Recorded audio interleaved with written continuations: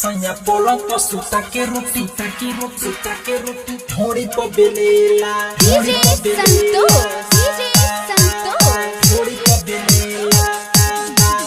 सैया पलंग पर सुता के रोटी ढोड़ी पर बेलेला सैया पलंग पर सुता के रोटी ढोड़ी पर बेलेला सैया पलंग पर सुता के रोटी ढोड़ी पर बेलेला कोई से बताई लागता शरम कोई से बताई लागता शरम चढ़ली जवानी हमर हो जाता गरम चिप्स ताके दिया ताके दर्द बड़ी देला सैया पलंग पर सुता के रोटी ढोड़ी पर बेलेला सैया पलंग पर सुता के रोटी ढोड़ी पर बेलेला कोई से बताई लागता शरम आए हाय कोई से बताई लागता शरम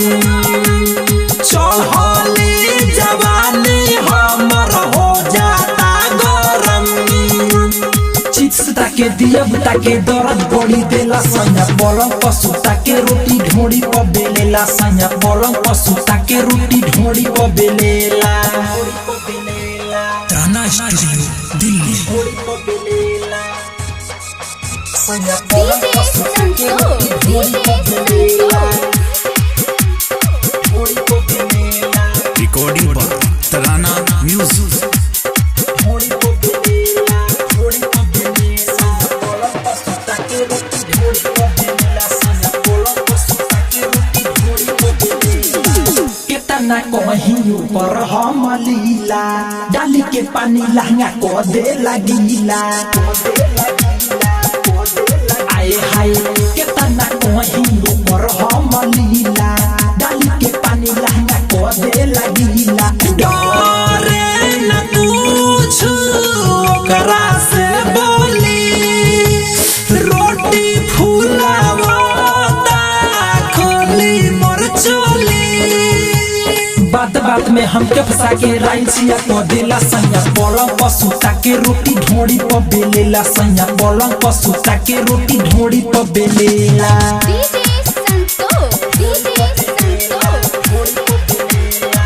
सैया पलंग पर सुता के रोटी ढोड़ी पर बेलेला सैया पलंग पर सुता के रोटी ढोड़ी पर बेलेला जखमी जयराम से रही परेशान हो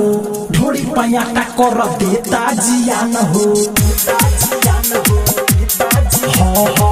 जखमी जयराम से रही परेशान हो ढोड़ी पयाटा कर देता जियान हो परदीप प्रेमी मुरारी अनमोल झाड़ देता लहंगा के भीतर सारा झोल सारी रात करेला लीला सुते नहीं देला सैया पलंग पर सुता के रोटी ढोड़ी पर बेलेला सैया पलंग पर सुता के रोटी ढोड़ी पर बेलेला सैया पलंग पर सुता के रोटी ढोड़ी पर